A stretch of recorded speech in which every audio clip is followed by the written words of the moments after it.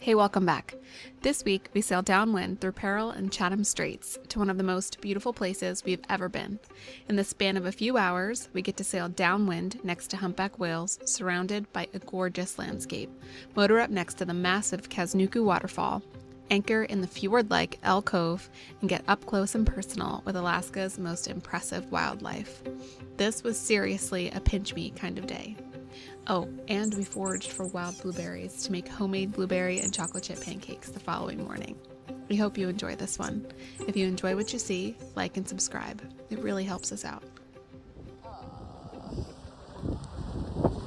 Not the grounds and the coffee. Oh, you missed it. Ah! No! We were both drinking from that! No! I'm just happy it didn't end up in my mouth. We are sailing to the next anchorage, well, motor sailing, and we've got a friend in front of us sailing, and another one sailing. It's so fun. They gonna catch up. Probably, yeah. Peril Strait winds between Baranof Island to the south and Chichagof to the north, connecting Salisbury Sound in the west to Chatham Strait in the east. This narrow waterway lies in a tectonically active region. Beneath the surface runs one of the major structural boundaries of southeast Alaska. The native people of this region are the Tlingit, whose ancestors have lived among these islands and waterways for thousands of years. In the Tlingit language, Baranof Island is called She, and Peril Strait roughly translates to above She. The English name, Peril Strait, came much later, when in the 18th century, the Russians named it the Strait of the Dead. To the east, Chatham Strait stretches nearly 150 miles, dividing Baranof and Chichagof from Admiralty and Kuyu Islands. Its Tlingit name translates roughly to the face or the heart of She. These waterways were part of an extensive marine environment used for travel, fishing, and settlement over thousands of years. On the northeast coast of Baranof lies Hidden Falls, one of the oldest known human occupation sites in southeast Alaska. Archaeological evidence shows people lived here nearly 10,000 years ago. Tlingit oral histories trace their presence in this region for more than 4,000 years, so this area represents deep and continuous human history.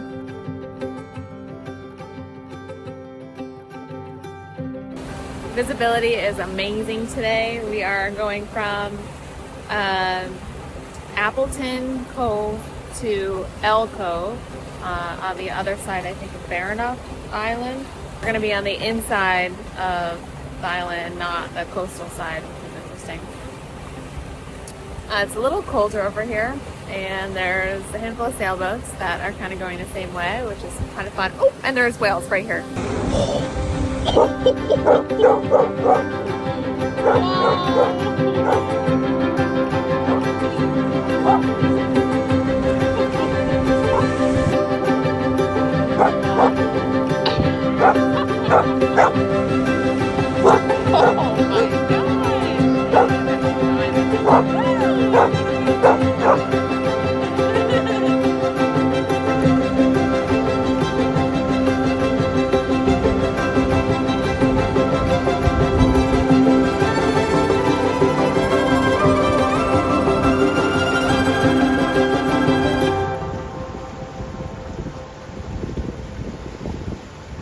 Landscapes around me are insane, and the wildlife is crazy. There's bears, humpback whales. We haven't seen orcas yet. Seals, otters. Unfortunately, my good camera, the batteries, we have Sony batteries, and they are completely dead. Like, they won't charge, so I can only record with my iPhone, which isn't horrible because the iPhone has such good quality now. But I can't believe we're here. Like, Dave and I keep repeating to ourselves, we can't believe we're here.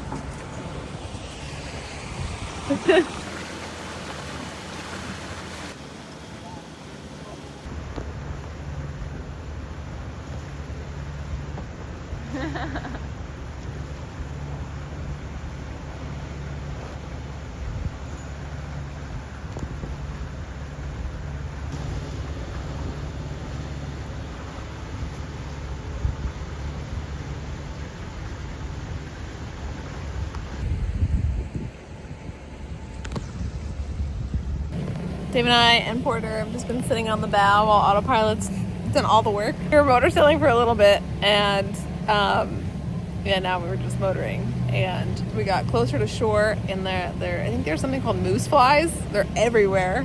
They don't bother you, but they like land on you. Their presence might bother you, but they don't like bite or anything.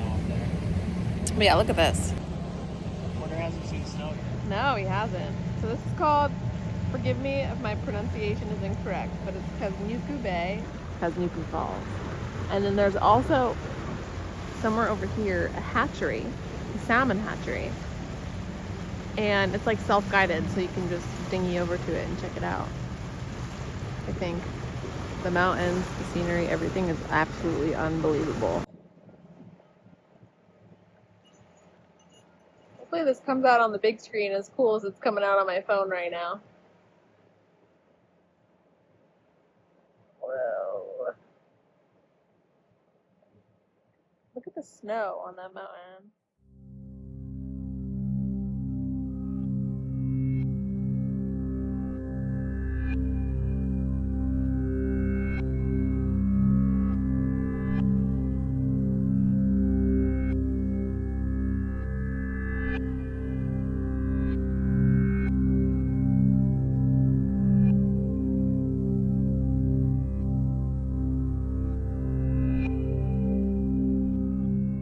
Absolutely freaking out. Like, this is so cool. Oh, wow. Holy crap.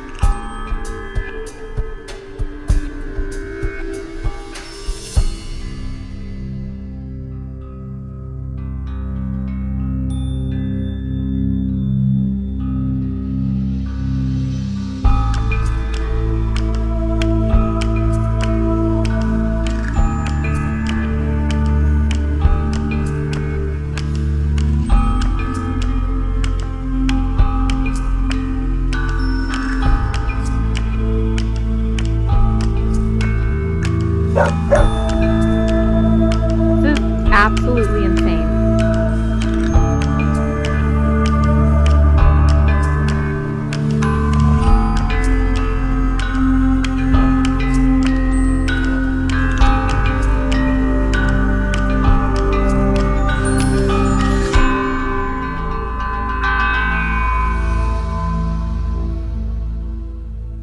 Honestly, you probably could anchor here because it's just so calm and it's supposed to remain calm, but bad holding, and next door there's a better anchorage called El Cove, and then we're gonna take the dinghy and explore. This is like such a cool place, and there's some hikes around here and some lakes. Yeah, we're super stoked. We're super stoked. El Cove was just 1.5 miles north of Waterfall Cove.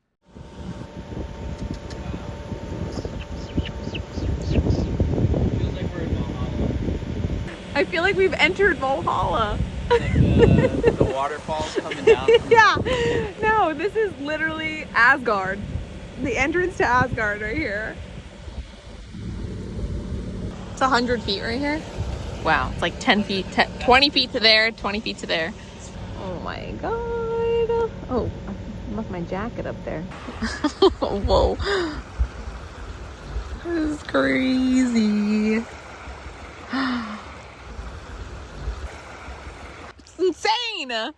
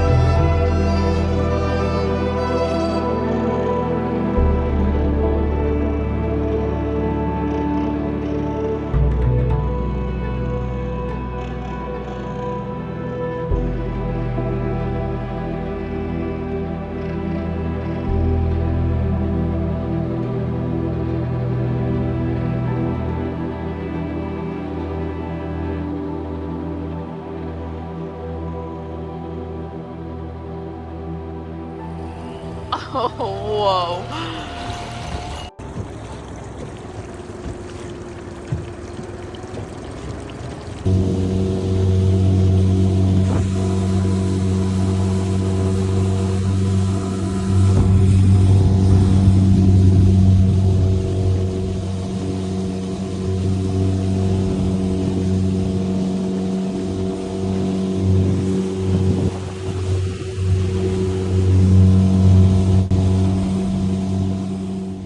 We explored the numerous islands, tidal lagoons, and bays for the rest of the day. So clear, so many clams, like alive. And we've got an anemone and a starfish, little grotto.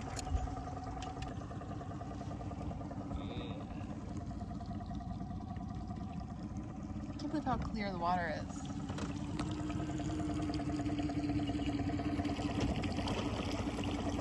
Okay, so we found, like, this is giving Seychelles right now. We could put it over there too if you want. No, we should put the dinghy where we can make a quick escape. Like, we shouldn't bring the dinghy up. You know what I mean? Over there? Yeah. And we're terrified right now of, like, a bear charging out of You got him? this dense forest. Because there's, like, a stream right there. Not that I've ever seen them charge. But... I don't know what to expect. This is the finest white sand beach. And look at this water.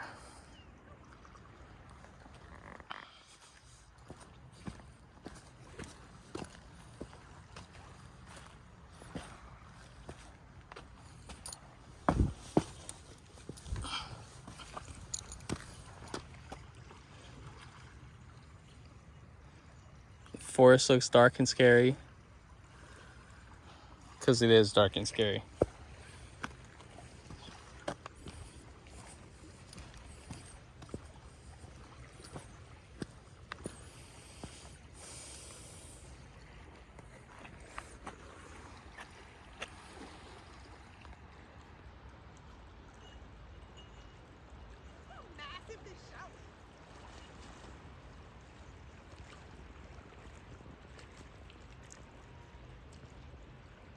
We read on avionics that you can do a self-guided tour of Hidden Falls Hatchery, so we planned on doing that until we ran into some wildlife that made us rethink our plans.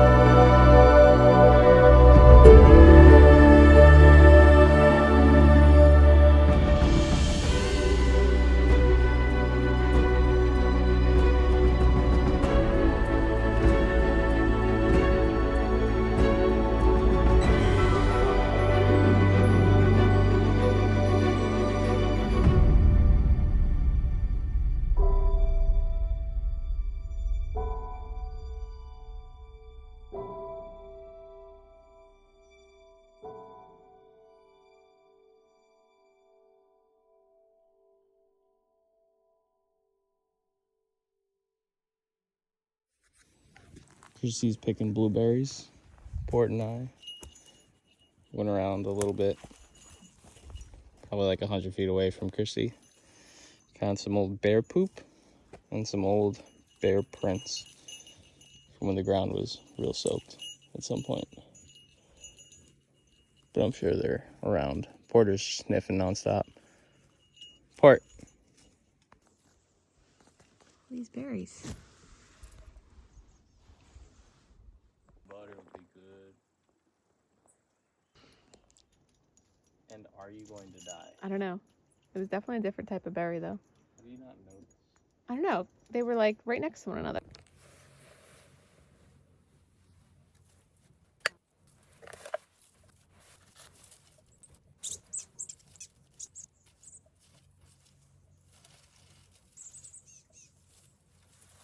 How many blueberries can you get per minute? What's your BPM? Blueberries per minute. Give me a jar. Porter, stop going into the forest. I wonder which kind of blueberries this is.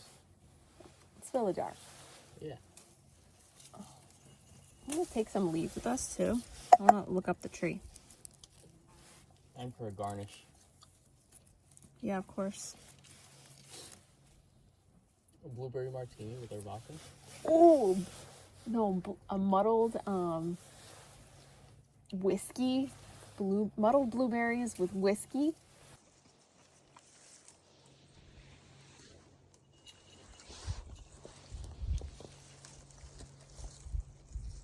Collected approximately a cup and a half of wild blueberries. We lost Porter for a minute up in the hills, but but this bell, we were able to hear his bell.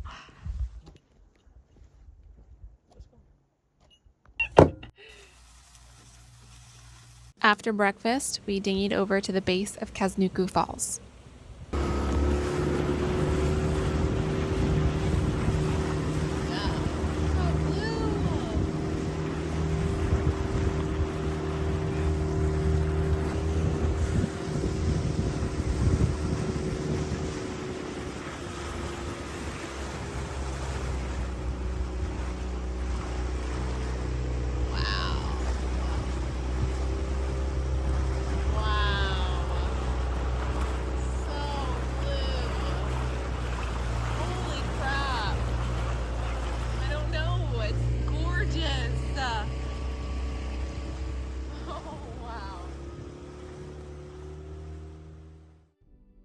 Our experience around Kaznuku Bay, El Cove, and Waterfall Cove felt like something out of a movie.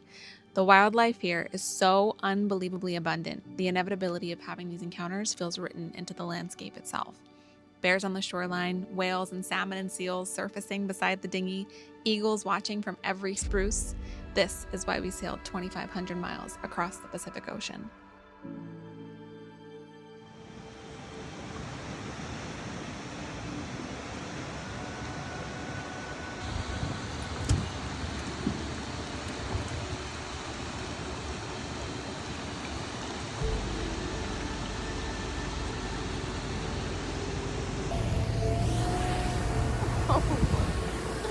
We're so close! Oh, wow! Where are we? Oh! Whoa! Wow! Thank you for watching. I really enjoyed looking back on these memories. These were truly some of my favorite days in Alaska. I feel so lucky and so grateful for these experiences. Join us next week as we continue down the Waterfall coast to Tecats Bay.